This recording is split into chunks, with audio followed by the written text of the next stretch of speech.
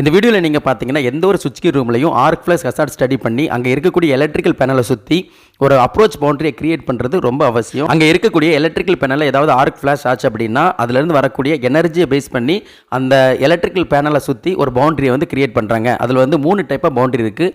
ஒன்று வந்து restricted approach boundary, ரெண்டாவது வந்து லிமிட்டட் அப்ரோச் பவுண்டரி, மூணாவது வந்து ஆர்க் ஃப்ளாஷ் பவுண்டரி. இந்த மாதிரி 3 டைப்பான பவுண்டரி வந்து அந்த எலக்ட்ரிக்கல் பேனலை சுற்றி கிரியேட் பண்ணுறாங்க. இதில் வந்து ரெஸ்ட்ரிக்டட் அப்ரோச் பவுண்டரி தாண்டி யாரும் உள்ளே போகவே கூடாது.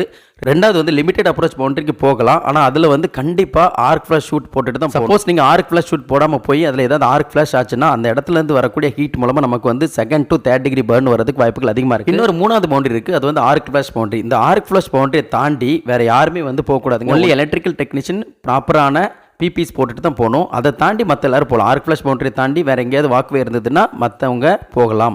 இதுதான் வந்து ஆர்க் ஃப்ளாஷ் ஹசார்ட் ஸ்டடி பண்ணி அதன் மூலமாக இந்த எலக்ட்ரிக்கல் பேனலில் இந்த மாதிரி 3 டைப்பான பவுண்டரி போட்டிருக்காங்க. இந்த மாதிரி ஆர்க் ஃப்ளாஷ் ஸ்டடி பண்ண டீட்டெயிலையும் வந்து எல்லா எலக்ட்ரிக்கல் பேனலையும் டிஸ்பிளே பண்ணியிருக்காங்க. அதே மாதிரி இந்த எலக்ட்ரிக்கல் சுவிட்ச் கீ ரூமில் எல்லா விதமான காஸ் அண்ட் சயின்ஸையும் வந்து டிஸ்பிளே பண்ணணும். அதில் வந்து சிபிஆர் எப்படி பண்ணுறது அப்படிங்கிறத லோக்கல் லாங்குவேஜ்லையும் ஹிந்திலையும் இங்கிலீஷ்லையும் கண்டிப்பாக நம்ம வந்து அந்த பேனல் ரூமில் டிஸ்பிளே பண்ணியிருக்கணும். ஸோ இந்த மாதிரி எல்லா விதமான பாதுகாப்பு விதிகளையும் நம்ம வந்து எலக்ட்ரிக்கல் பேனல் ரூமில் கடைபிடிச்சோம் அப்படின்னா அங்கே நடக்கக்கூடிய விபத்துக்களை நம்ம தவிர்க்க முடியுங்கிறதுல எந்த ஒரு சந்தேகமும் கிடையாது. அந்த சுவிட்ச் கீ ரூமில் எல்லா பிபிசி வந்து ப்ராப்பராக ப்ரொடெக்ட் பண்ணணும். அதே நேரத்தில் அந்த பேனலை வந்து ஐசோலேஷன் பண்ணும்பொழுதும் நார்மலைசேஷன் பண்ணும்பொழுதும் ஆர்க் ஃப்ளாஷ் ஷூட் போட்டுட்டு பின்னாடி ஒருத்தர் வந்து எலக்ட்ரிக்கல் ரெஸ்கியூ ஹூக்கை வச்சு யூஸ் பண்ணி அவரை வந்து ப்ரொடெக்ட் பண்ண அப்புறம் தான் அந்த இடத்துல ஐசோலேஷன் நார்மலைசேஷன் பண்ணணும்.